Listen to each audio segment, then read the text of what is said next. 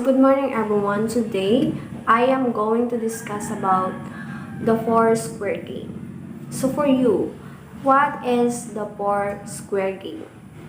Yes, you're right. The four square game is another fun game and outdoor game which is any one of us can be playing. And I know and we or you are not familiar with this game. So, for you to understand, I prepared video lessons that talk about the four square game. So, let's go.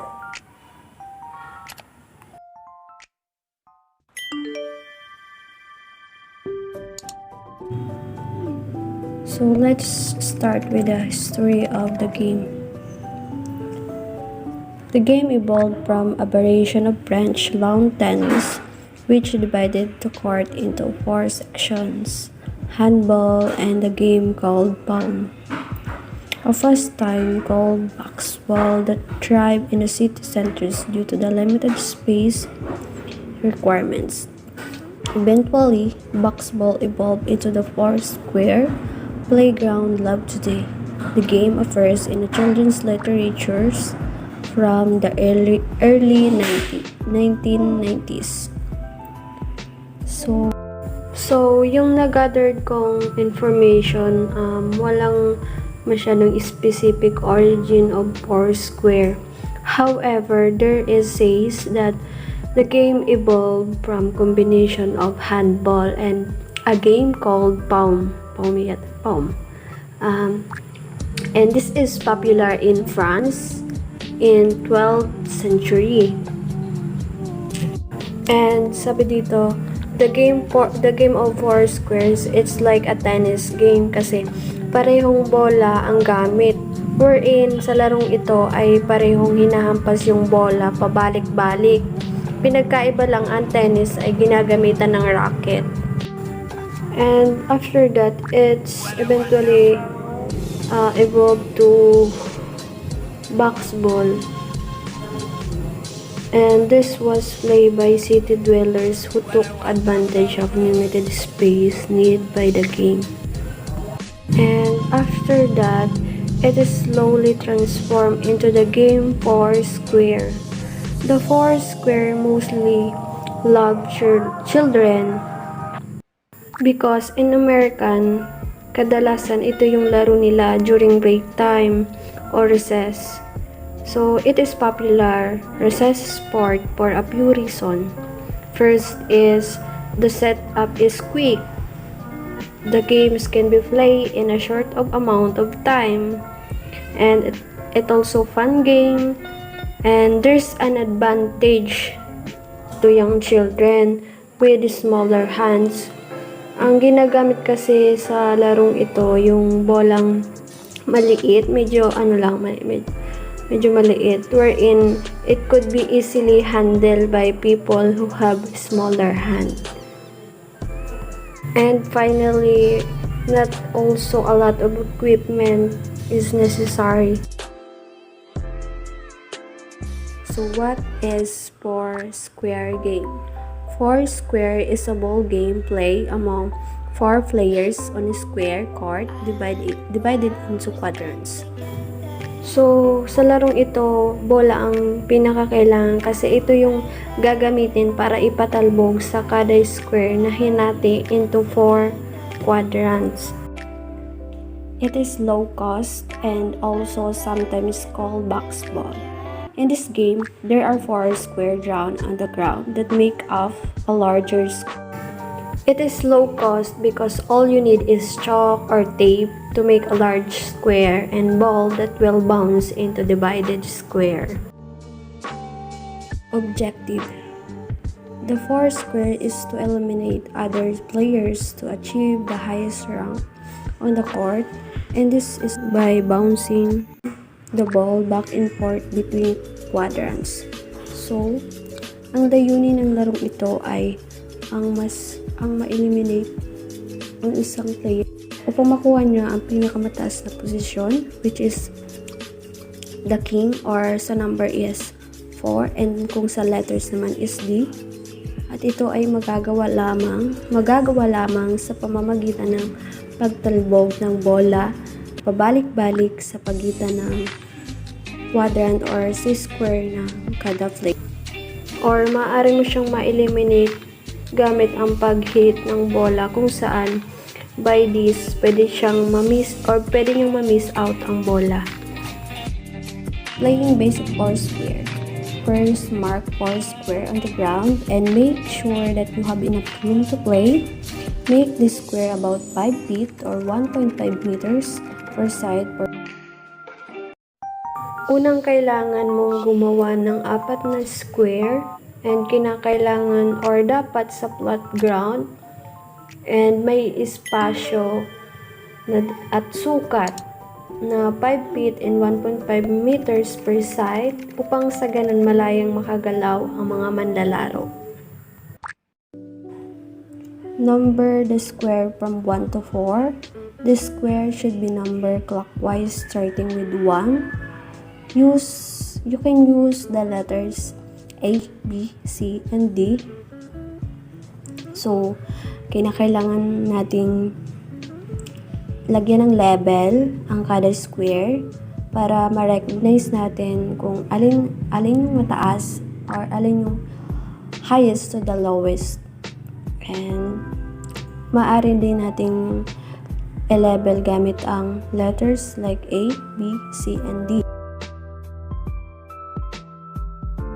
Use a standard rubber playing ground ball if you have one. This is often called a kickball and is a rubber ball about 8.5 inches or 22 centimeter in diameter. If you don't have a playground ball, use any ball that 8 to 10 inches or 20 to 25 centimeter and it bounces at least 50% of the height from which it was thrown. Usually talaga kickball yung gamit, pero kung wala kayo niyan, you can use any ball na maaaring mag-bounce at least 50% kapag pinatalbog ng player.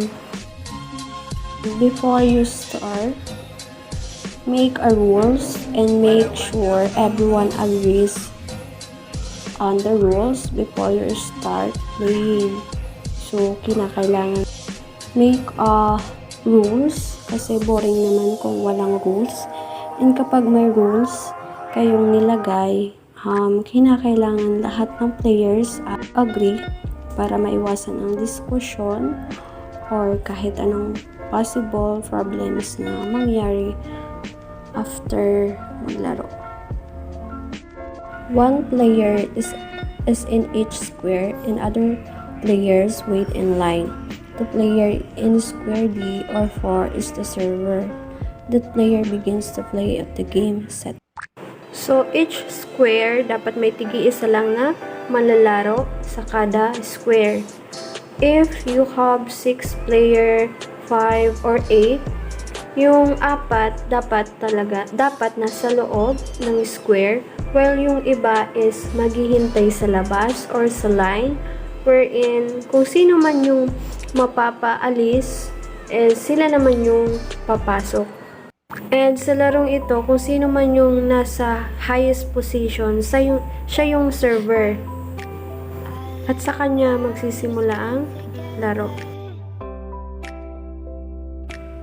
Have a player stand in each square. The players don't have to stay in their square the entire time, but they should stay close in order to defend their area. So, sa paglalarong ito, at kung sa square na ginawa nyo is dapat mayroon lang ng tig-isang player para to defend their side. And dito, sinasabi na hindi mo kailangan mamalagi sa loob ng square mo. Use your strategy, aniya.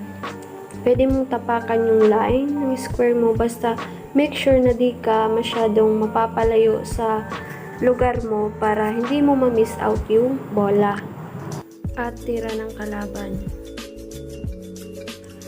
Anytime a player moves out of the game into waiting line, a square is left open.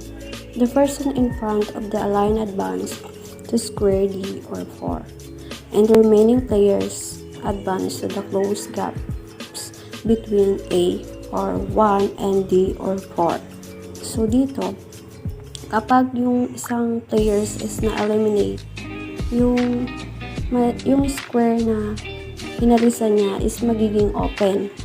And lahat na players na natira is mag-move to the highest level. Pupunta sila sa another square kung saan tataas sila, and yung na-open na square is yung players na waiting in line is siya yung papasok upang mabuo yung 4 players. A player is eliminated when a ball is bounced in a player's quadrant and the player is unable to touch the ball into another player's quadrant. So, nangyayari ang eliminated na players kapag yung bola na pinatalbog ng isang manlalaro ay hindi mo na depensahan or hindi mo na hit, doon maaari kang ma-eliminate. How to play? To understand more about how to play Foursquare game, I will show to you the short video about how to play the Foursquare game. So, let's go. Sa paglalaro ng Foursquare, unang kailangan natin ng 4 na player. Bola na tumatalbog like a kickball or any kind of rubber ball, tape or chalk. Then, kailangan nating humanap ng flat na area like garage, plaza, playground, and etc. Then, gamitin natin ang tape or chalk para sa paggawa ng Foursquare o paglapat nito. Then, make sure ang kada box ay may sukat na 5 feet or 1.5 meters across. Kinakailangan din lagyan ng level like 1, 2, 3, 4 or A, B, C, D ang kada square. Each player stand in one of the square. The player in square number 4 start with a ball and serve first. The server bounce the ball once in a square and hit to another player's square. The players lets the ball bounce once in their square before hitting in another playing square. At ito'y magpapatuloy hanggang ang isang player ay makamiss ng bola or makapagpatalbog ng bola nang wala sa square. Ito ay maaring tawaging faulting. Ang kada player ay may isang free foul for a round. Kapag ikaw ay nadalawahan, maaari kang ma-eliminate or leave third square.